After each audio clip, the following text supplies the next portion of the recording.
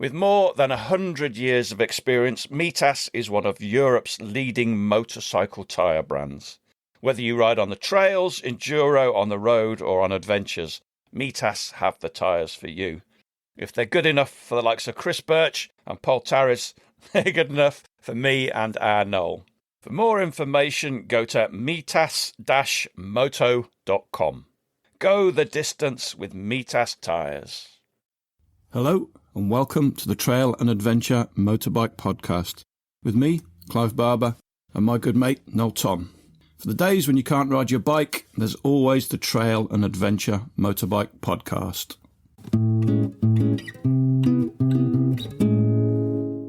Welcome back, everybody. Sorry it's been a little bit sporadic recently. What with summer holidays, family holidays, bike trips and everything, it's been quite difficult to find the time to record and to edit, quite frankly. But we're back with an absolute cracker. This episode has been 4 years of miscommunication in the making, but I'm absolutely delighted to say that we are joined by the legend that is Nathan Millward. You might know him as Nathan the Postman, or the guy that run Dorothys Speedshop. He's an adventure motorcycling national treasure. I don't know if you've read his books, but his first book, Sydney to London, The Long Ride Home, is an absolute seminal adventure motorcycling book. So we are absolutely delighted to welcome Nathan to this week's episode. Noel is away on a bike trip again, so our good friend Simon Josie from the Real Riders podcast is joining us on this one. If you're not familiar with the Real Riders podcast, you need to jump all over that. It's an excellent podcast. Right, let's get on with it. We've been doing it for 7 years now, Nathan. I've sat there pining for an invitation for 7 years. We've had this discussion, and I was fairly drunk when we had it at ABR, but I must have sent you about 4 messages on Instagram. I've searched for you. You know where I think there must be another Nathan out there going, who's this guy Clive keeps inviting? It must clear the messages after a while because there's nothing there. I think there's actually some episodes where I actually insult you on the podcast going, yeah, I've messaged Nathan Will, just fucking ignores me, so fuck him. Apologies for that if you actually listened to that episode. But the worst thing was, Simon, we were chatting to a couple of the guys from Adventure Spec, and I kind of rocked up and Nathan was there. This was quite late at night at ABR, and I'm chatting and said, oh, we should definitely get you on the podcast. Part of that conversation, I was sort of, Greg and Jim are looking at me like a bit weird, and they saw me the next morning. Do you know you called Nathan Ed March? It's like, oh, fuck. He's a successful, handsome man. I'll take that. Well, you were both kind of around at the same time, weren't you, really? I started biking again in 2000, so I think your book was out in 2010 or something like that. Yeah, about that. He's a busy old boy. He's doing great things. I bumped into him in Moab earlier this year, actually. He's out there. He lives out there, and we were just passing through. So we did catch up and have a catch up. Yeah, no, I know Ed from, I think before he did his Malaysia trip on his C90, so. Yeah, I've got a lot of time for him. He's a nice guy. Really, really nice guy. He has agreed to do the podcast as well. We've just never got around. I've never been able to tie him down to a place and a time, but I'll keep working on that, so we will get him on at some point. Going to say, I'm just quite impressed, Nathan, that you're here tonight, given that Clive did insult you in that way at the ABR. It's amazing. I didn't even notice, to be honest. I think when he did his trip, he was getting people coming up and saying, oh, you're that posty guy, aren't you? Well, as he took off, everyone thought I was Ed March. So, I don't think either of us take it in a bad sense. Yeah, no, don't worry, Paul. I didn't even notice. Anyway, it wasn't my fault. I was drunk. That's a caveat for all. One thing I do have to ask, Nathan the Postman, is that your real name, and are you a postman?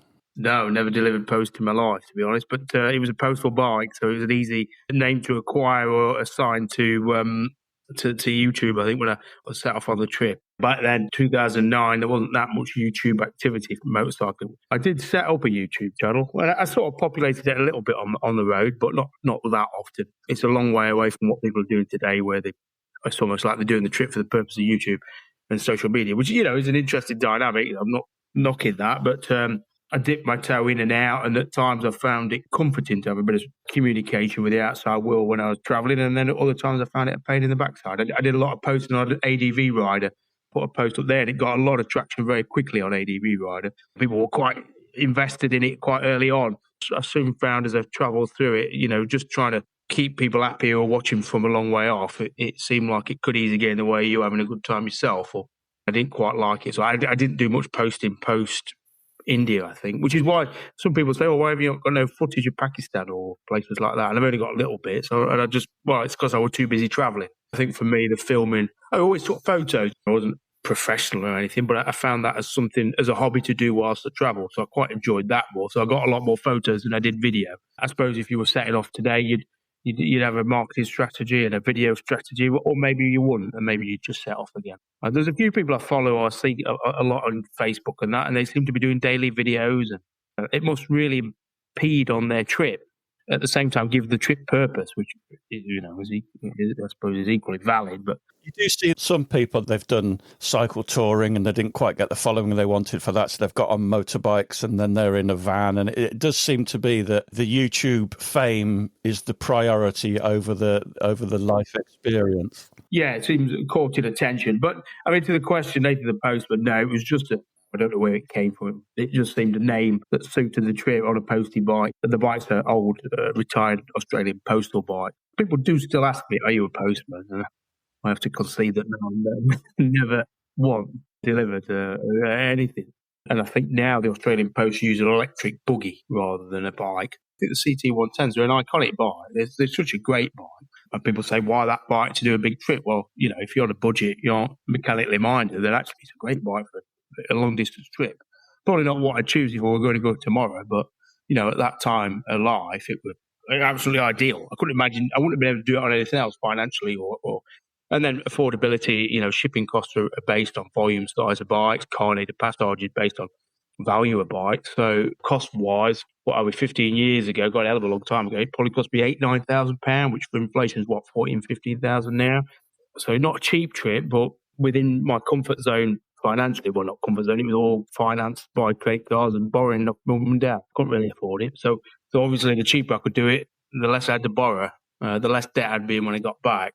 And then all the benefits, side benefits, such as the shared tyre front to rear. You could get a tyre anywhere in Asia to go on front or back. So, simple things like that made it a really practical bike. Obviously now I run bigger bikes. And if you get a punch on a bigger bike now, it can be a bit of an headache. We had a punch on a Himalayan 450 the other week in Spain, the day we were going for the ferry, and it was on a tube wheel, and it took 3 of us to break the bean and get the tube out, whereas on the CT110s, it's a 10-minute job on your own.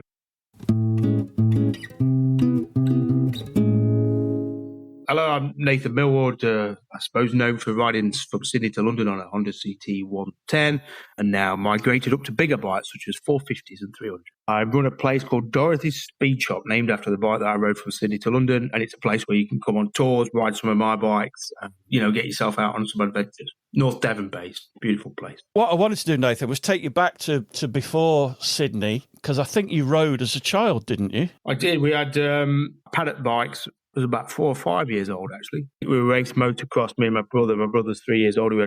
We had Yamahas, YZ80s, and I actually had a Kawasaki 60, I think, so we raced them a little bit. I was never very good, if I'm honest. I was never competitive. I did it because my brother was interested in it. I think as a family, we used to go out, race at places like the Butts, and so we used to go out in I think it was an LDV van or a Sherpa van. My dad worked out pits, all tools we got were from pit. It was a bit of a family affair. Grandparents would go and do some marshalling. My mum would be out marshalling. I suppose we were threadbare motorcyclists, but it was a good time, very memorable. The fact that our family, my mum and dad gave up basically their life to take us motocrossing. My brother was more competitive. He was better than me, but I just remember, I don't know, I used to daydream a lot when I was riding. I couldn't concentrate long enough to compete.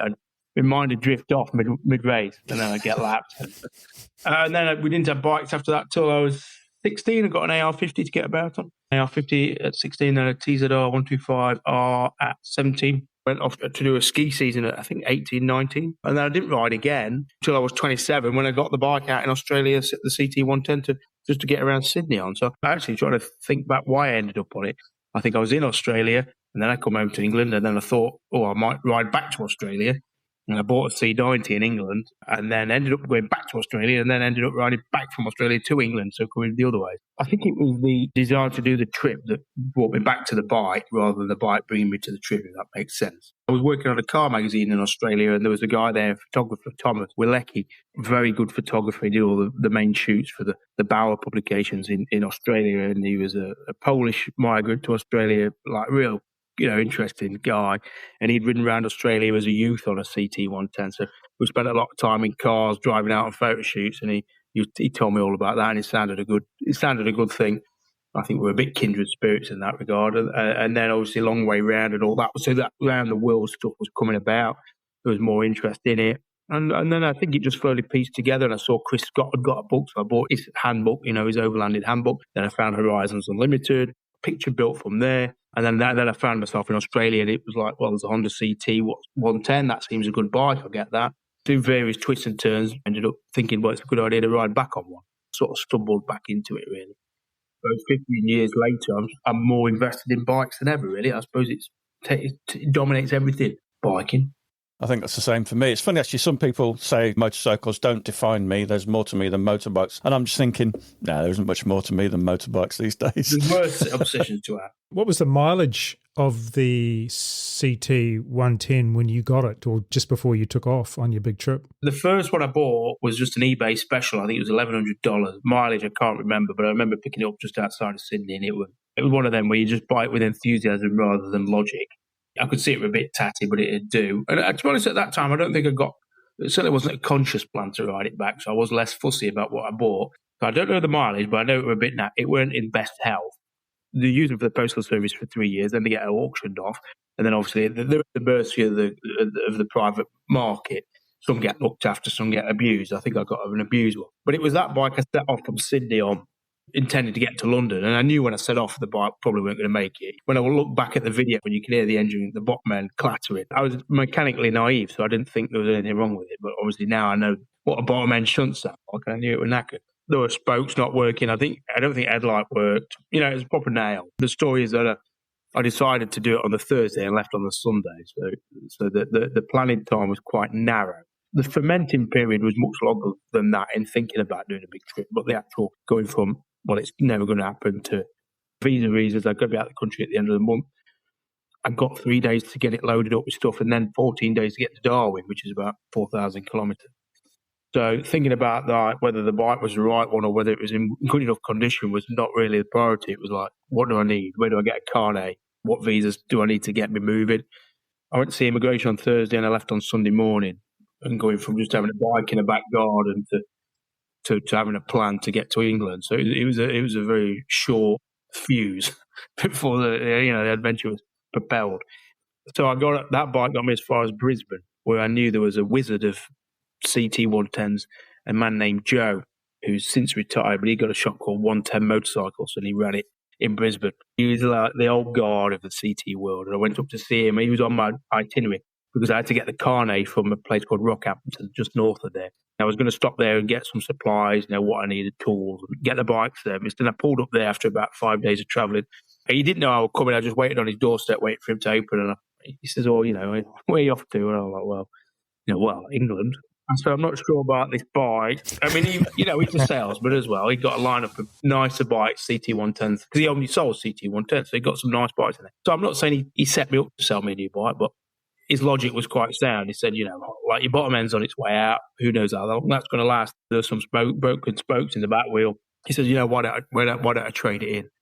So he got a bike there that stood alone and above all the others. It got the pannier sacks on from the Postal Service, got a long-range tank on it. It got a tent rack over the front wheel. It got heavy-duty tubes in, heavy-duty tyres, a lambswool seat cover. It was like the ultimate travelling postie bike, which the previous owner had actually bought for that purpose. Colin, his name was. He'd bought it to go around the outback on. He was a retiree who wanted a bike to go travelling on, so he bought this bike off Joe, kitted it out, and then upgraded. I think he bought a DRZ or something and sold it back to Joe, and he called it Dorothy. So Joe's like, well, to be honest, if you want to go to England on this bike, this is the one for you. So I can't remember what he gave me. He's given me sort of like $800 traded against his $2,400, $2,700 for Dorothy, so I paid about $1,900, which was a big chunk of my budget. I'd not budgeted $1,900 for a new bike so early on. But realistically, if I was going to get to England, having a bike that it'd done 40,000 kilometres to answer your question, but it looked immaculate. It was mint. And actually, in fairness, it's down in the garage now. It's gone around the clock, 103,000 kilometres. I mean, the engine's seized. It needs engine work, but cosmetically, it still looks really tidy. It's a really tidy postie bike. It's odd, actually. For all the abuse it's had and neglect on the large bike, it's still held up really well. Better than I've got 9 other CT110s in the garage as well, but that one's held up better than any other. He did do me a favour. He made a sale and he did me a favour at the same time. So that meant I had to register it in my name, register it as the shop's address, get the carnet based on that new registration. And in fairness, that bike did the rest of the trip, 23,000 miles, barely needed anything really. Some bolt got over-threaded by a mechanic in India, so that needed patching up. That was about it really. I don't think there was a front sprocket, it needed a new front sprocket in Bishkek in Kyrgyzstan. But yeah, that bike carried on and on and on. And it's only it's only recently it seized up, but I've not done anything to it since that trip. And obviously then it went across America, New York to Alaska, that bike. So hell of a bike. And by the time I got it to England, I think it'd done 80, 85 or something like that. Change the oil best I could every 1,000 kilometres or every 1,000 miles or thereabouts. So sometimes I'd be changing it every 3-4 days. I think the problem was that first bike, because I was full of zest and hunger to get to England, I ran it ragged all the way up from Sydney to Brisbane, which is about 1,000 kilometres. So I think it was Sasmat Red Line all the way. Joe wisely said, well, if you're going to get one of these engines to England, back off your speed, change the oil regularly, and look after it. And I sat at about 65 kilometres an hour, so just under 40 miles an hour. But that's what speed I sat at, just off throttle, half throttle. That's probably where it was at. So it was never busy. Along the outback, the bike's barely doing any gear changes, so it's quite an easy life for the bike. I don't think it's ever had wheel bearings. It's amazing. It's an amazing bike. That is amazing, isn't it? Never had wheel bearings in that amount of time. That's phenomenal. Perfect choice of bike for the time scale I had. And also, the mindset, you could say, when you're in the mindset where you just want to hit the road and ride, if you're on a fast bike, you're going to hit the road and ride very fast, and you're going to get there very quickly. You're going to miss a lot. I think that the fact that the bike was very slow was a great compliment with a mindset that wanted to race. The natural restrictor of pace, which was good. It meant obviously the days were longer. To do 400 kilometres a day, I'd have to get up at sunrise and ride till sunset. But I'd not got anywhere else to be, so that's what I did. Back then, you could arrive at a dock and ask around and find a man who might be able to take your bike to East Timor. But it's all got a little bit more processed and expensive. I think I paid $300, I'm guessing, around that price to ship the bike to East Timor from Darwin. But I know Thomas, the guy who's just been around the world on the Innova, he said it was like $2,500 for that same ship. So the escalation of price is ridiculous.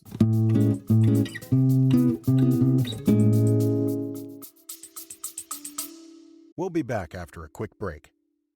Today's exciting episode is brought to you by Adventure Specs Super Shirt 2.0. 2.0? Yep, it's a new version. It's got the flow armour, which is a lot more breathable, and yet it's still CE AA rated. So it gives you both impact protection and abrasion resistance. It's an absolute game changer. It is actually, because you completely forget you've got it on. The armour's really soft. I even find myself checking to see if I've actually remembered to put it on sometimes. It still feels wrong, doesn't it? Yeah, it does. But it's the first thing I put on for all motorcycling activities, basically. I even wore it and you mocked me when we were doing some trials practice. Thank God you were wearing it that day, because I don't think you'd be with us today if you hadn't been wearing it when you got on the trials bike. It wasn't that bad.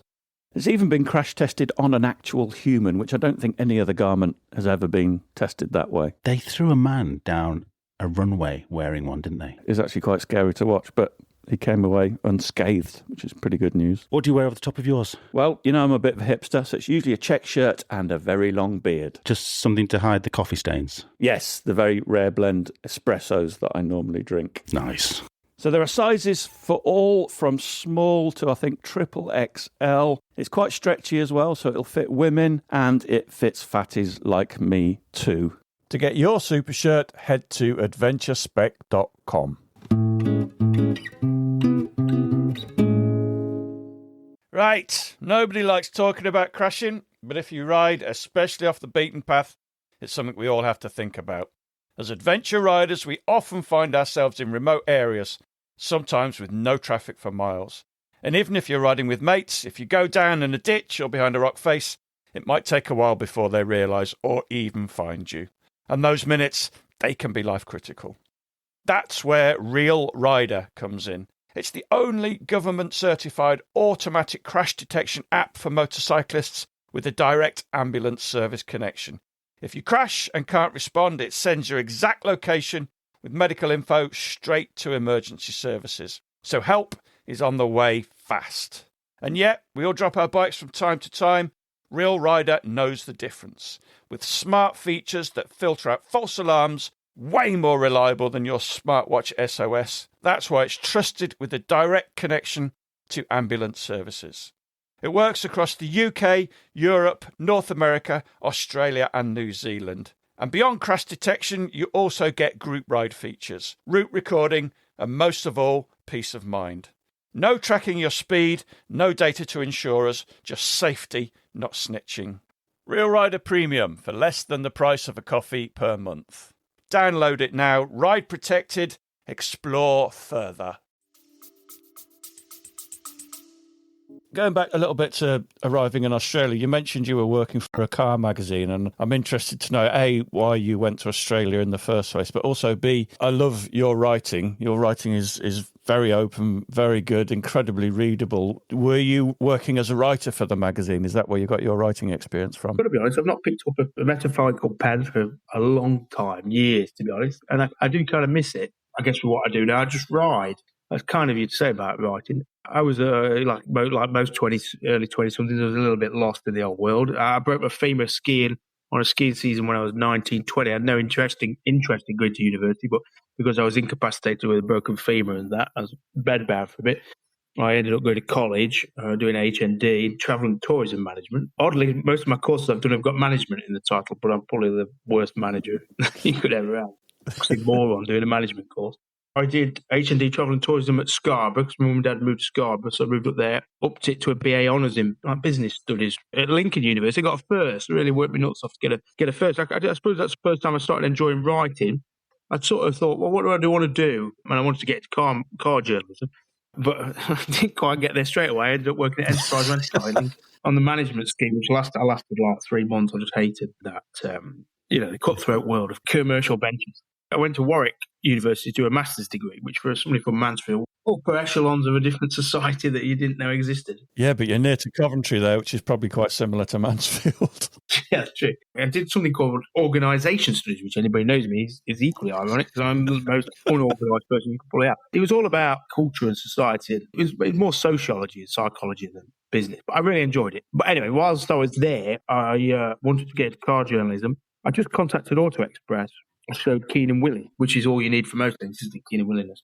Whenever I wasn't studying or working at Warwick, I used to drive down to London and help out on Auto Express. And I dealt with road tests and I'd just get involved, really. We'd go to Bruntingthorpe and I'd clean cars and I'd drive cars, picking up cars and driving them around. People think, how'd you get into car journalism? It's so difficult. Well, actually, no, you just pick up the phone. They're desperate for anybody who'll help for nothing. You serve your time helping out and proving that you can drive, that you're a decent person and you're not going to crash a lot. So, and I went for a job with them after I'd graduated, but I didn't get it, actually. I was a little bit annoyed, but, you always feel like it's your place, it's your job. It was a writer's job at Auto Express. And I ended up working for a PR company in High Wycombe, of all places. So I worked at a PR company that specialised in motoring clientele for a year. I was a bit righted, but then I thought, that's not for me. So I sort of last minute whim got a plane ticket to Australia and went on a 1-year working holiday visa. And as soon as I landed, I was staying in a hostel. I just went and contacted the guys at ACP who worked on Wheels magazine, who published Wheels magazine, Motor magazine. And I met the guys there. I said, look, I've done a lot of work experience for Auto Express and that. And they said, yeah, sure. And actually, they paid. It was the best year in a way of dream job and payment. I just showed willing. I'd write my own road test. I'd drive a few of the cars just to help out for the photography. Then I'd go away and do a road test. And that's how the first one got published. I think it was a Mazda 3 MPS and a Vauxhall VXR. And I'd driven them both for the photo shoot. And I just came away. I spent a couple of evenings in an internet cafe writing a piece and just give it to the editor. And it was his job to write the piece. And he said, well, no, I'll use that. And that's kind of how it started. I ended up doing tests on Jag XKRs against Vantage V8s. I ended up driving a tank, the army, Top Gear were doing all the military stuff. I got in touch with the military. I was like a firework going off in that place. I got so much energy to organise and put together road tests. And I was a working holiday guy I got no commitments outside of that role. So I just threw everything into it. I guess I was looking for sponsorship at the end, but I don't know, maybe I weren't as good as I thought I was because I didn't get sponsorship. For the visa, you mean? Yeah. To be honest, I don't think it was the right thing anyway. It didn't work out for a reason. That's how that came about. And then I come back to England. I did then get a job at Auto Express. I applied again and I got taken on. And I'd actually applied for a job at Top Gear as a writer. I got through to the last three and was later told that I was quite certain for the job, which was fine because at that point I'd left to go back to Australia. There's always a woman involved, isn't there? There's a woman in Australia. I chased the dream of the car journalism and then just gave it up and went back to Australia and ended up working in a cafe because I was working illegally. I was on a tourist visa and I shouldn't have been working, so I couldn't work at magazine. I just got a job in a cafe making sandwiches for a Greek man named Spiros. And actually, that's why I ended up with a CT110 to get from where I was living in Balmain into the city to make the sandwiches. And I did that for 9 months and then rode home. As anybody's read the book, I suppose there's a few more lumps in the road than that. But yeah, that's the nub of it, really. So the writing had come from that. An interest of university, writing for the magazines. I think my attention to detail was probably not good enough for actual motor. You've got to be real precise, and I'm not. I'm a bit distracted, so sometimes I was a bit imprecise. Which for publications such as a car magazine, you need to be right. And then on the way back from Australia, I was obviously keen for cash. I didn't have the money to do the trip. That was reality. I set off. I think I got $2,000, and I got 3 credit cards that were empty at that point. And my mum and dad had to bail me out when I got to Nepal because I had issues there, and they wired me some money from there. It got me to England, but I was completely broke stone. But when I was in India, I was thinking, I've done the writing for the magazine. I know how the world works. So I printed it out. I found a printer it might have been Bangkok, actually. No, it was in Bangkok. I had a lot of time waiting in Bangkok, then in Delhi for visas to allow me to continue forward. Because obviously there was no planning in place, so I didn't get my visas when I set off. I was just doing it country by country, then figuring out whether I could get a visa for Iran, which I couldn't. So then I had to go through China. So I had to organise the passage through China with a guide, and then Kyrgyzstan, Kazakhstan, Russia. So there was a lot of processing of visas whilst I was on the road, which gave me time to sit and wait. So whilst I was sat and waiting in Bangkok, I had these postcards printed of a picture of me riding through a volcano in Bali. Just said, hey, I wrote the boards. Hey, I'm on this trip from Sydney to London. Would you be interested in any stories or anything? I sent 100 out to anybody I could think of, publications, and I just Googled the motoring correspondent for various newspapers and that round in Britain and in Australia. And it got put into the Sydney Morning Herald's motoring section. I did a 500-piece thing, and they gave me $200 or $300 or something around that. And that got published, with a week or so later or whatever. And I was in India at the time, and I got an email from the commissioning editor at HarperCollins who said, I've just read this piece in the Sydney Morning Herald, and would you like to write a book? And I was like, yeah. Wow. They paid me an advance of $13,500. Wow. That's what paid for the second half of the trip in a way. When I got back, the deadline to write the book, I think, was 6 months. And then I got an extension to 9 months because I was struggling. The writing the book was very difficult. I think that what they thought was they were going to get they wanted a light, frothy tale of a young man travelling. I think there was a lot more going on than that. So part of the process and what had gone on was in writing the book. So it was quite a confronting period in life. If you spend a long time running, it's being forced to stop and look what you were running from is quite a confronting thing. To be honest, Nathan, I think that's part of the beauty of not only your writing, but the way you talk in films and whatever else you do. You're actually an open book, not in a sentimental way.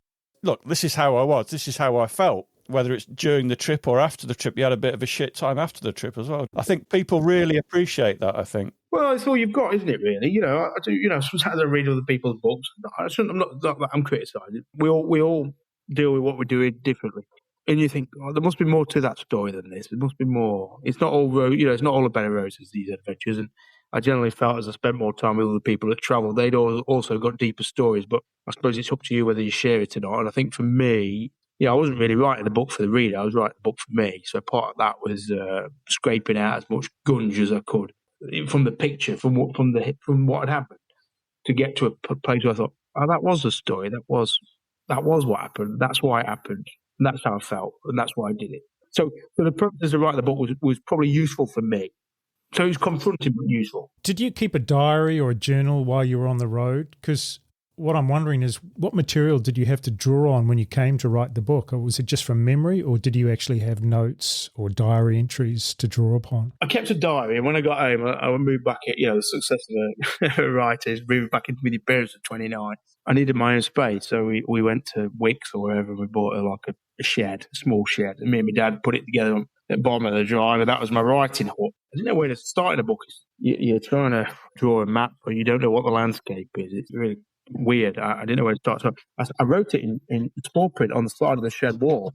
I filled an entire wall of text, and I spent ages just downloading, what I thought and processing it, I guess, and reading those diary notes. And then you think, it don't work like this. You just have to start with a fresh story. All you've written in your diary was too abstract. What you wrote in a diary is too abstract to translate into a narrative. I think if you've got a story to tell, a lot happened in it. It's all in memory. And if it's a significant enough memory or event, then you'll remember it. When I do any YouTube videos, I don't make any notes. I just talk. It's just the written version of your stream of consciousness. Then actually it becomes very easy to write a book because you're thinking it's just about removing the filter that your thoughts go through before they hit your tongue or hit the page. And if you do that, then actually what you're writing and what you're saying is quite simple. It's just what you're thinking. If you can reach that point, then writing a book, it's not something you could do straight away, and you've got to be very comfortable with what you're going to say. But once you're there, it's straightforward. And I assume you had to work with an editor as you got towards publication. So how long did that process take? I think it was all up 9 months. I think it was pretty quick. I felt real pressure. There was a point where I wanted to hand the money back. I just felt I couldn't do it. There's another member of the story that wasn't having their opportunity to tell their side of the story. It was a rough road to writing it. I literally locked myself away in that shed, and I didn't see anyone, and I listened to the same music over and over again, albums that put you in the mindset that you felt you needed to be in to write this book. When you break out every now and again to go to a petrol station, it feels like you've lost contact with the real world. It was a laboured process, a stressful process. Obviously, the editor has got an expectation of what you're going to deliver, and then obviously reads it and goes, well, okay, it'll do. I don't know what they thought. Commissioned an editor at a big publisher like HarperCollins. They're tasked with commissioning 10 books a year based on travel. You're one of them. And you're not that important in really. Because to them, 13.5 grand's like it's dropping ocean, isn't it? Then you've got to learn your place in the publishing ranks and get used to that and how they're going to operate. And, I think to be a successful author with a publishing house, you've got to dance to their tune, really, which is difficult for somebody who's a bloody stubborn arse like I am. So, which is why I ended up self-publishing it in the UK. Is it still available? I think somebody's copied it and selling it on Amazon. I think you can get a dodgy copy on Amazon. And then equally, you want to move forward as well. You want to move on with your life. As I said, it is a great book. It is seminal adventure motorcycle travel. Maybe it's just because it's when I was kind of relatively new to motorcycling, but if you can get hold of a copy, get one. It's on Kindle, and every winter I'm meant to do an audiobook. I read about a page of it and think, nah, that sounds shit. I'll get around to it when I'm like 80 and I need a pension.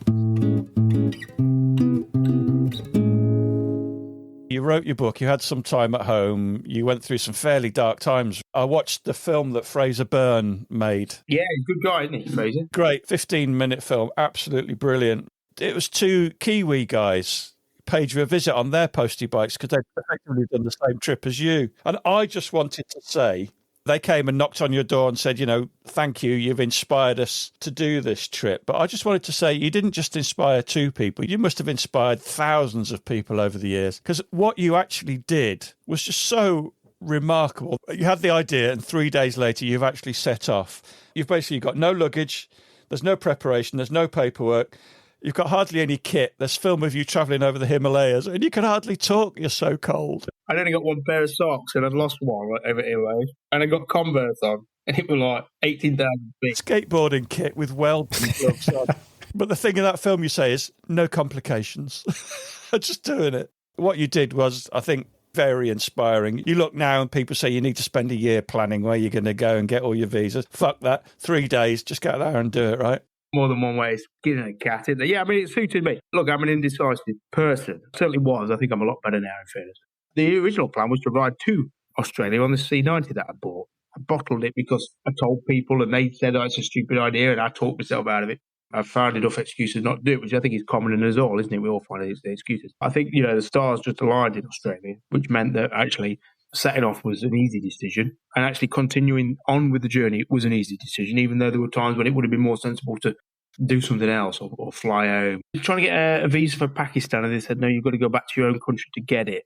And I said, no, that's fine. To complete the bike trip, I was prepared to fly from Bangkok, I think I was in, or India, back to England to get the visa at the Pakistan embassy, then fly back to ride back with the bike. It was kind of like it was a do or die mission. It was very much a do or die mission, in fairness. In my mind, I'd left a situation of turmoil and anguish and frustration, and then the road was just like, cling to that road, just keep riding. I suppose that's why it was difficult at the end to write a book, because I spent 9 months clinging to the road, and then all of a sudden you kind of got to sit there and go, what was all that about? I think I was stockpiling the gunpowder, in Australia, until the day came when it was time to go home, and I thought, right, let's go. Once you lit that gunpowder, I think I was off. I don't think anything would have stopped me. It's a very high level of determination, isn't it? Because it would have been quite easy flying back into London to go to the Pakistan embassy, just thinking, fuck it, I'll get the train home. Because I've not really researched or prepped anything. I was just getting into docs and saying, how do I get to Malaysia and things like that. And there were times when you just, but any traveller goes through that. So I wasn't special in that regard. There was certainly no question of it being anything but successful. There was certainly no quitting on it. It was kind of an all or nothing trip, really, which is what got me through it. The second trip across America, I felt equally compelled to do it because I needed to get moving again. West seemed a good trajectory. So, again, I think the New York to Alaska trip, I don't know if I had 4 days of planning or 2. I'm not sure if I had more or less than the first trip, but it was certainly very narrow window. But yeah, the 2 guys, lovely guys. I think they've been in touch a little bit before, and then they messaged to say we'd reached England. Yeah, and they come up to see me in Yorkshire, where I was living with my parents, and they said, let's ride back down to London. And they said, why don't you ride down with us on yours? And I think that was it. I knew when I packed my bike up in North Yorkshire that there was a journey about to begin. So I rode down. On the way down, I think I called Giles up at James Cargo, who now runs Scipio, and I said, Giles, what about putting my bike on a plane to New York? Yeah, no worries, drop it off. That was it. 2 days later, it was down in his London depot. I think I had less idea what I was going to be doing on that trip than the first one, because I was in New York. I got no money. I spent less than my money on the air freight to get the bike there. And I'd not invested in any kit, obviously. My parents never know about these trips until I'd set off. In that case, we found out I was doing New York to Alaska when I got to New York. One reason I ended up sleeping on streets in downtown Manhattan, absolute chaos. I'd agreed to meet up with a guy called Johnny Equidunk, who I'd seen on ADV riding. He said, yeah, I'm in Equidunk. He said, I'll come out from New York and, stay with me. And I rode out of New York with no sat-nav. I was finding my way towards Equidunk, and then his car comes back past me the other way, and he turned around and he chased me down. He said, I'm Johnny, I've just met, and he bumped into me, and I stayed at his house, and that was a great retreat for a few days. I stayed there and got me act together, and then carried on to San Francisco, then I went up to Alaska on it. America was a good trip, and I muddled my way through to Monument Valley. I'm on a 40-mile-an-hour motorbike going across America. Sometimes it's a bit cat and mouse. When you go in through Detroit and Chicago, bit of Route 66, and popped out at Monument Valley after going over the Rockies, doing a bit of the tap. I arrived in Monument Valley, I went, this is it. The road is open now, let's go. It was a point I needed to leave like that chapter from Sydney to there behind, and I just moved forward there with a little bit more, enjoyment, thrill, excitement. Got to San Francisco. Didn't have any money in San Francisco, but I ended up doing 2 talks to 2 bike clubs, Oakland and San Francisco Motorcycle Club. And because they're Americans, they're great at tipping. So they had a whipper at the end of the night, and I think I got $1,200 from one and $1,000 from another. So I set off up to $2,200 in my pocket. And that's what got me up to Seattle, where I left the bike with 2 friends I'd met on Facebook. And then I came home and worked in a cardboard box factory in Leamington Spa, and then went back out that following April. I went up as far as I felt, which was only into Alaska, to be honest. I think as far as I wanted, but it was enough. It was the end of the road, really. And I shipped the bike home, and I come home and I got a job waiting at ABR. Joined Alan at ABR. So I went back to writing. I did my best, and then I got sacked.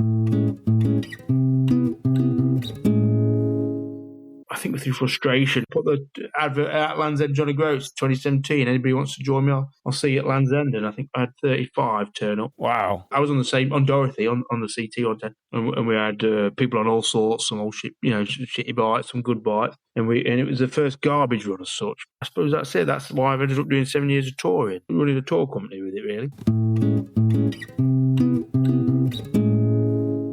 We need to address the elephant in the room, Nathan. And I'm almost going to forgive you for naming an inanimate object, because when you bought the bike, it had already got a name, hadn't it? Dorothy. Have any of your other motorcycles got names? Yeah, all the ones that we took across Australia.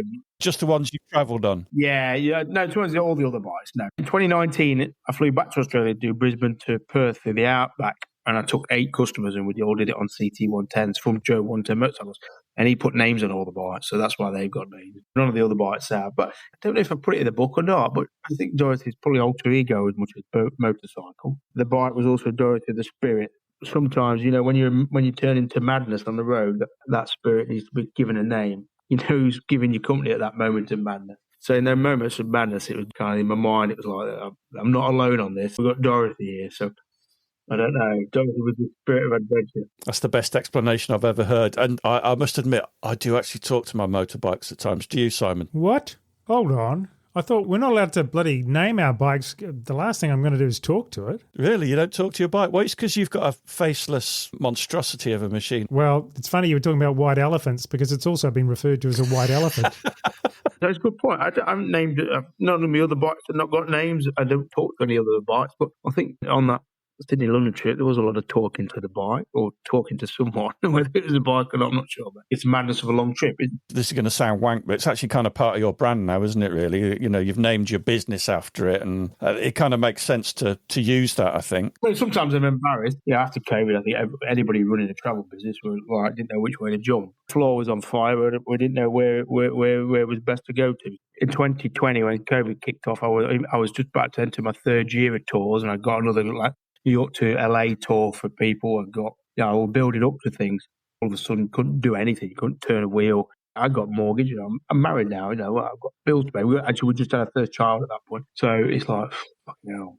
I actually brought the 9 posties that we'd done Brisbane to Perth on. I brought them home in 2019. So I'd got the bikes in the garage. I thought, rule of 6, I could do rule of 6, okay. I could do postie bike tours. And I think that's the reason I brought them back in the first place. So COVID just forced me into doing that. So I needed a premises, and then I just thought, I'll call it Dorothys Speedshop. And then that was it. I didn't really put much more thought into it than that. So yeah, COVID forced me to get premises and then get bikes. And the postie bikes grew into the fleet of A2 bikes, and then into the Enfields. And then before I know it, I've got 25, 30 bikes on a fleet. If people come down to do a trip with you, you've got all the small trail-capable bikes pretty much in existence, haven't you, really? I'm working on it. Can you swap and change between which bike you ride? I've got to say, it's an experience for anybody who wants a smaller bike and not sure which one. I do think it's a fantastic opportunity because if there's 6 people, we'll go out with a CRF, we'll go out with a CF Moto 450 MT and a Triumph and a Himalayan 450 and a 411, a Vosges and a KTM 390, and I've just picked up a Beta Alp today, the new 4. Those riders will switch around. Not everyone wants to do off-road. And to be honest, they're not off-road days because I buy these bikes for my own money and I can't afford to have people throwing them down ditches. So there's a bit of easy track, but it's all back road riding in North Devon, which is beautiful in itself. I think, what's good is you get to ride all the different bikes back to back, jumping off one to another. You quickly see what suits you, what you like, what you don't like. You're quickly whittling down. But then you're also listening to what other people are thinking, and they extract your logic as well. So people go away going, I need to get myself a CF Moto. I need to get myself a Himalayan. And they go away and buy one. When I first set it up and I got the 411, there was less of a market back then. There was 310 GS, KTM 390, CRF 250 Rally, and a Himalayan 411. I think that's all I had to begin with. The number of people went away buying 411s. They had a chance to ride one properly in an environment in which they were going to use them for. They really liked the bike. They went away and bought one. The bike that's replicating that at the minute is a CF Moto. I've got the number of people who ride that bike at my place who would go away and buy one.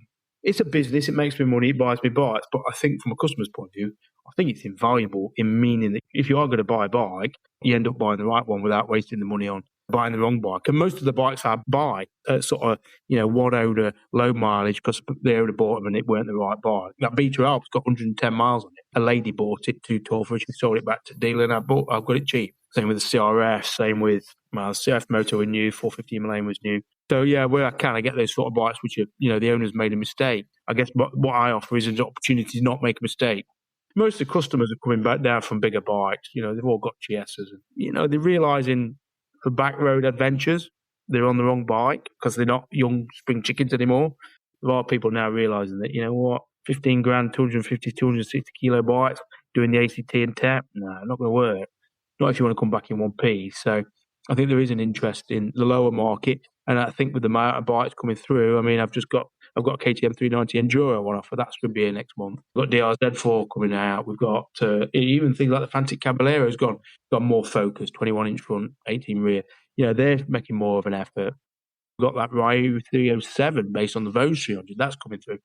we've hit it at a market. There's interest in smaller bikes, but then also the Indian and Chinese manufacturers are coming really strong and driving the prices down.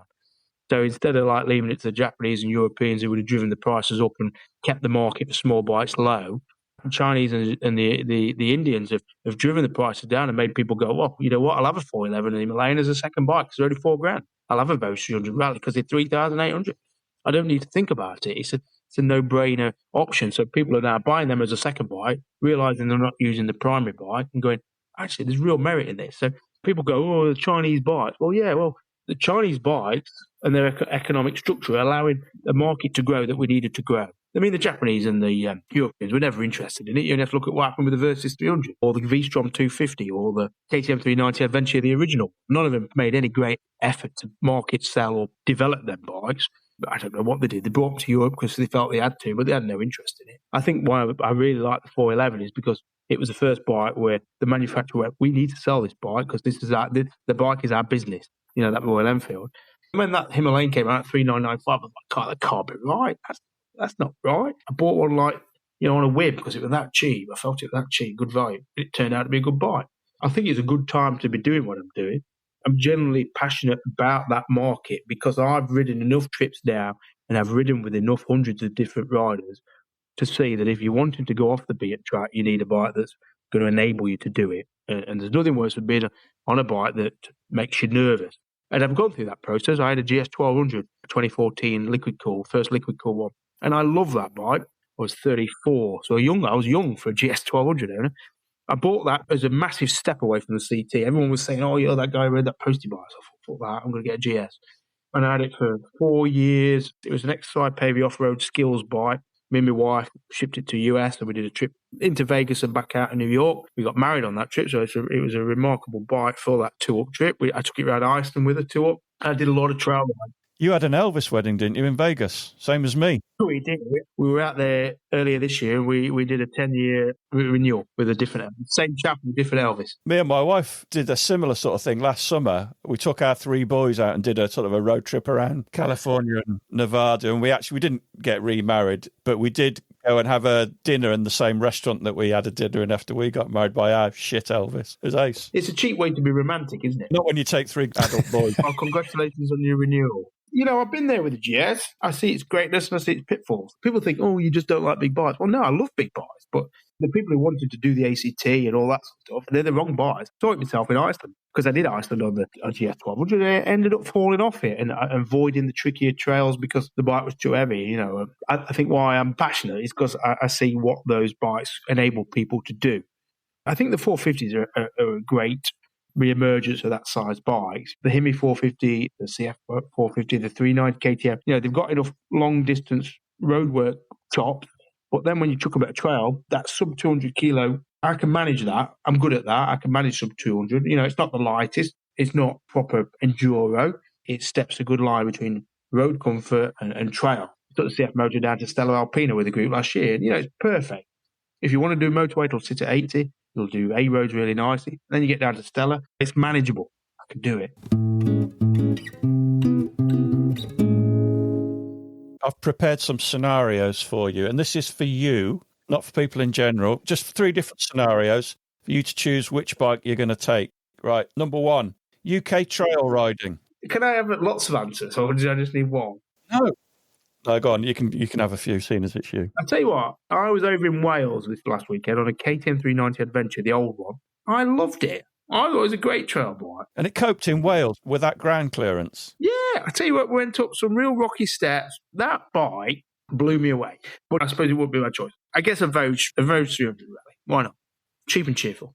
Okay. Scenario number 2. Trip to the Highlands and Islands of Scotland. Which bike you taking? GS 1200. Fair enough. I think that's the right bike for that one. What else have I got? I had that Guzzi V85 TT for a while. I'd probably take that. That was all right. You know what? I had it for a while. Then I thought, you know what? Instead of spending this money on a brand new Guzzi V85 TT, you'd be better just buying a 3-year-old GS. GS were better in every way, which didn't go down very well with the Moto Guzzi crowd. But that's, you know. Right. 3rd and final scenario. You're going tetting through Spain. Which bike are you going on? That new KTM Enduro, 390 Enduro. Yeah, it does look good, doesn't it? Yeah. How impressed I was with the old one.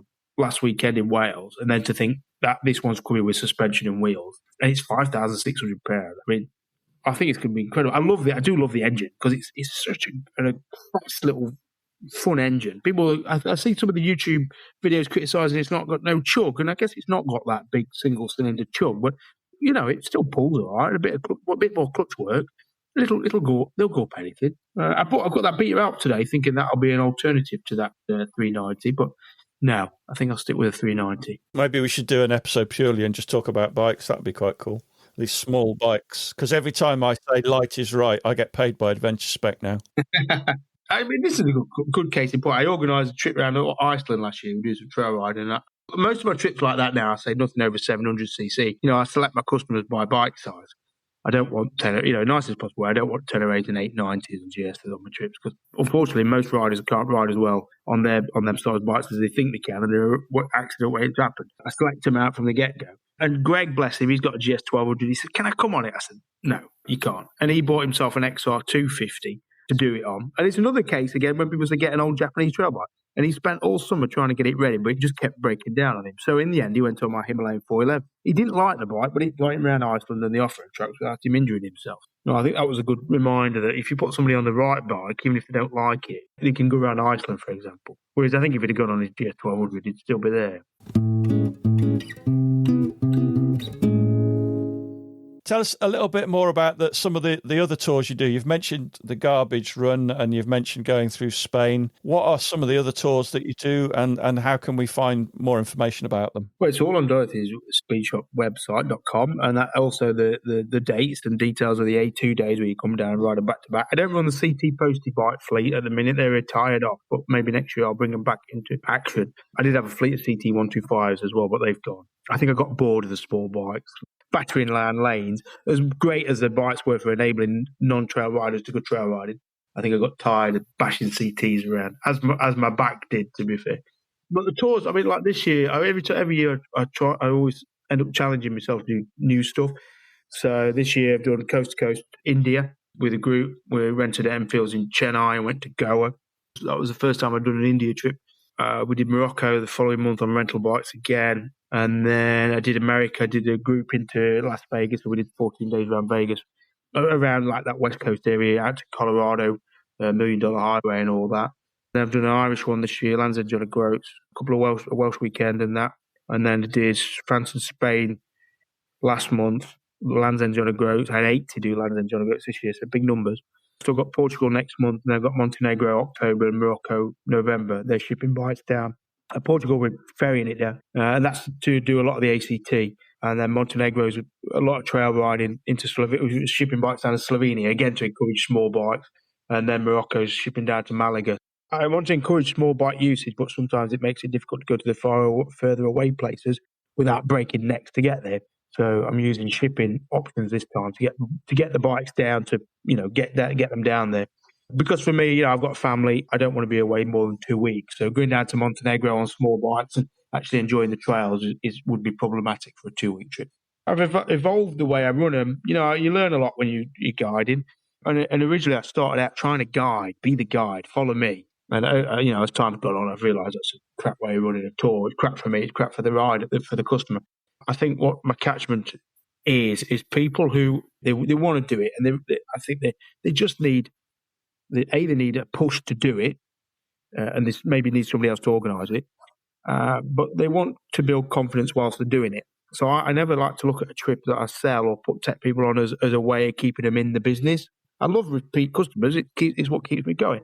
But my idea of a good trip is one that you take a nervous person at the start, and at the end of the trip, they're a confident, upright rider that's able to go and adventure and explore on the road and not need an organiser or a guide. It's great if they come back. No, it's nice, as I say, to have repeat customers.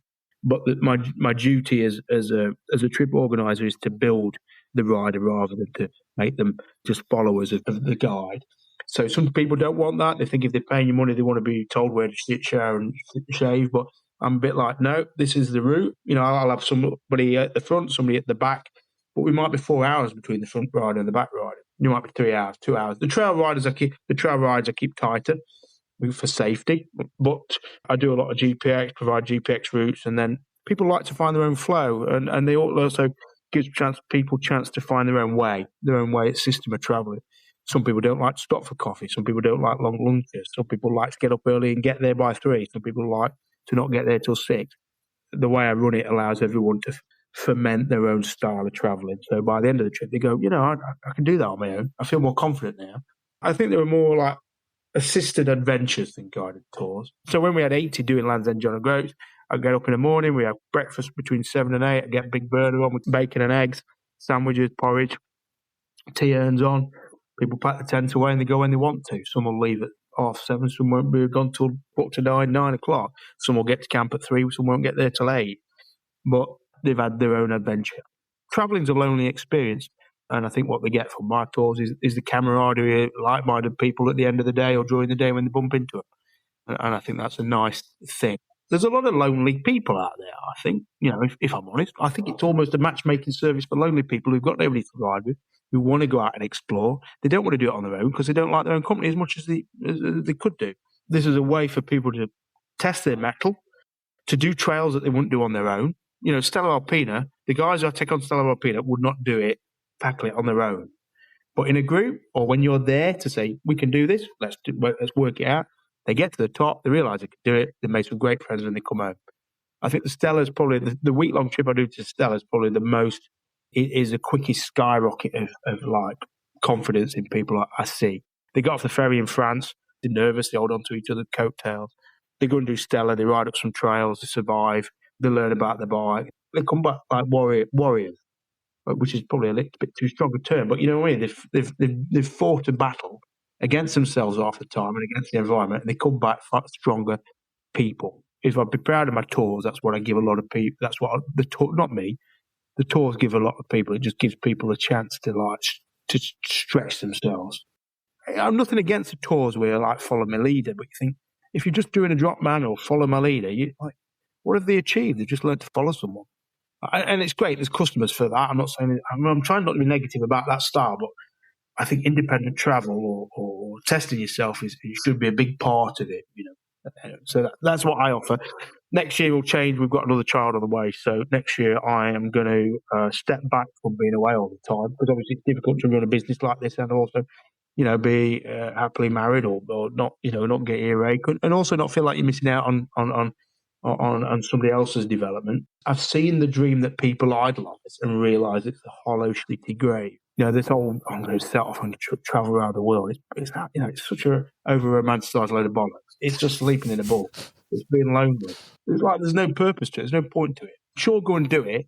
It's not a thing to romanticise. It's not the be-all and end-all, right? It's not. No, riding a motorcycle is, if that's what you want to do. And as I've proven to myself, and this is not a proof to my customers, I prove to myself every time I do Land's End, John O'Groats, fuck me.